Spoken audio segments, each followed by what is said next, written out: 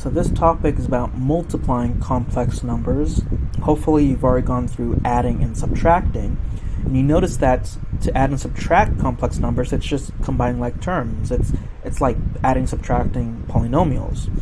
Well, the polynomial analogy is extended when it comes to multiplying complex numbers, because the idea is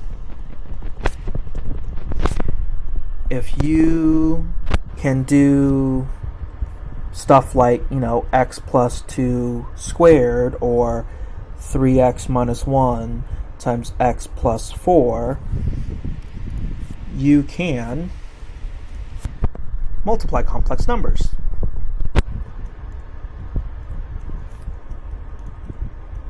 Because multiplying complex numbers follows the same repeated distribution technique. So let's just do a little bit of recapping. A complex number is said to be in standard form. A complex number, let's phrase it this way. A complex number in standard form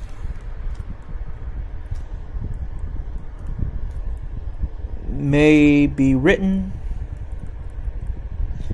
as, and the letter for complex numbers we typically use as z, is z equals a plus bi, where a and b are just any real numbers that you think of. Recall that this I here, by definition, is simply the square root of negative 1.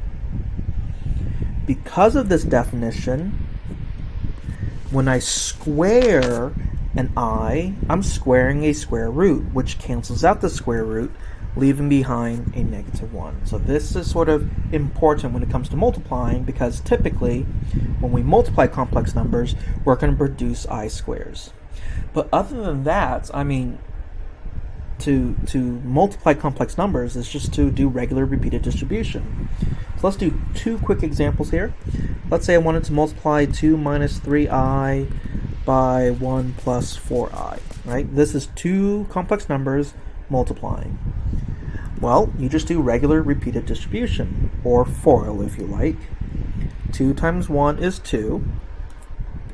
And then 2 times 4i is plus 8i. Minus 3i times 1 is minus 3i.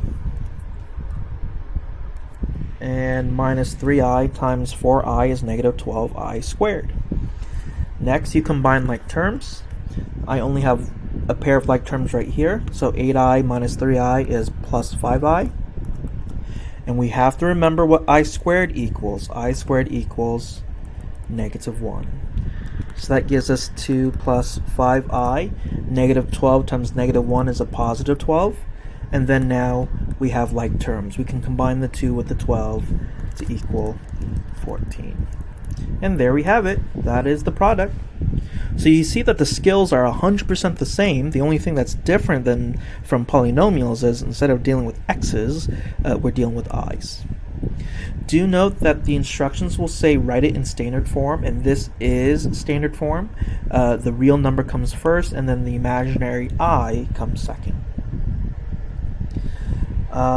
Something else I could ask you is I could ask you to square things.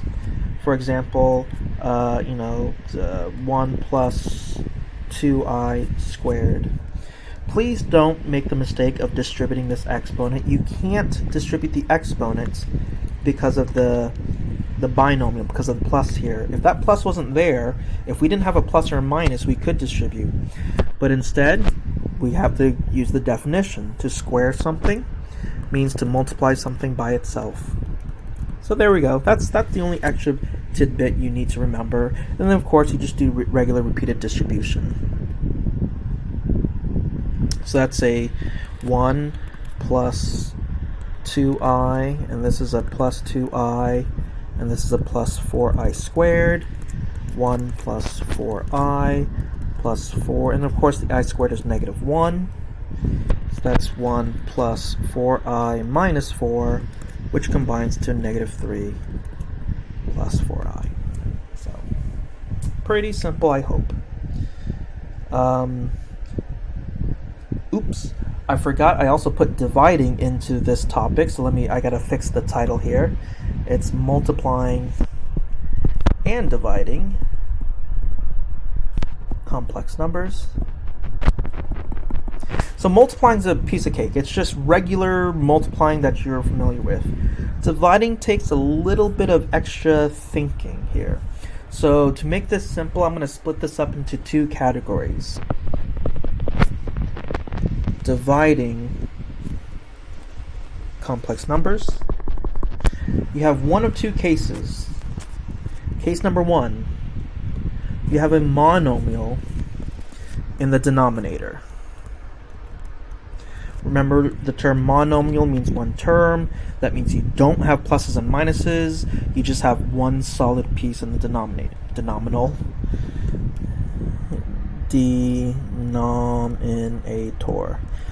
It's really late here. I'm tired. So, if you have this case, the technique is very easy. Technique. You want to multiply the numerator and denominator by a simple I. That's it. That's all you got to do. The reason why this works is because, as we saw, when you get an I squared, you actually get a real number out, -1. So that's our ultimate goal. Basically, our ultimate goal when we divide is to get rid of the i's in the denominator. So let's do an example here.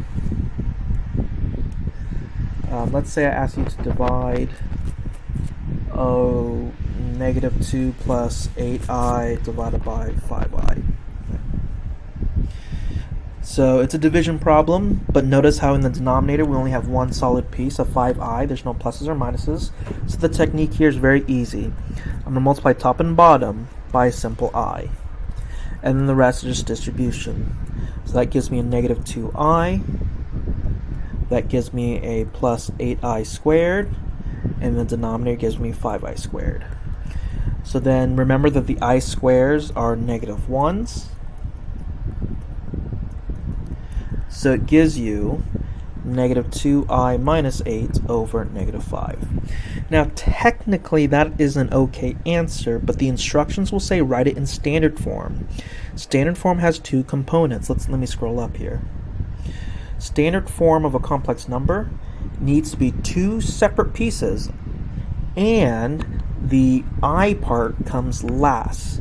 So for this answer here, we need to fix it in two ways. Number one, on the top, I want the I part coming last. So I'm going to swap. I'm going to write the minus 8 first, and then the minus 2i second. So that's the first thing I'm going to do. Minus 8, minus 2i, just swap them. And the second thing is, if I want two pieces, I'm going to split the fraction, meaning I'm going to give the -8 a denominator of -5, and I'm going to give the minus 2i his own denominator of -5. So that it looks like -8 over -5 plus -2i over -5. And that's completely legal to do, provided that you only have one term in the denominator. And of course, those negatives will cancel each other out. So that would be the quotient in standard form. So I'm typically not picky about a lot of things, but I will be picky about this thing. The instruction says standard form, so this is the final answer I'm looking for. If you give me this answer, technically that's not in standard form, and that would be bad. I would have to mark you off wrong. So try to write all answers in standard form here. So that's the easy case, case 1, when there's only a monomial in the denominator. So you just multiply by I. Case 2. What happens when you divide and you have a binomial in the denominator?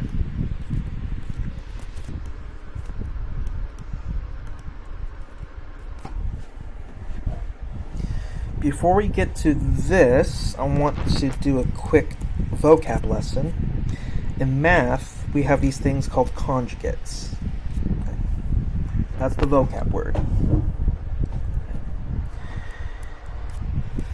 And conjugate is typically of a binomial. So let me add that. Of a binomial. So the conjugate of a binomial is the identical binomial, but with opposite middle sign.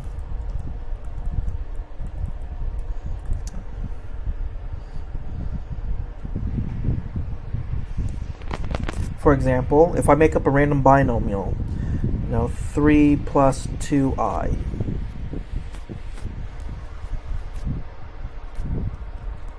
this guy has a conjugate, the same pieces, 3 and 2i, but this middle symbol here is opposite. So 3 minus 2i is the conjugate of 3 plus 2i. And it's only the middle sign. So if you had something like negative 4 minus 8i, has a conjugate. Again, these pieces are always the same. It's the middle guy that's different. So I'll still have a negative 4, I'll still have an 8i, but the middle piece is a plus. So the word conjugate of a binomial means just the same piece stays the same, except the middle symbol is different. So why am I harping on this vocab? Well, if you have a binomial in the denominator and you need to divide, the technique is to multiply numerator and denominator, just as before,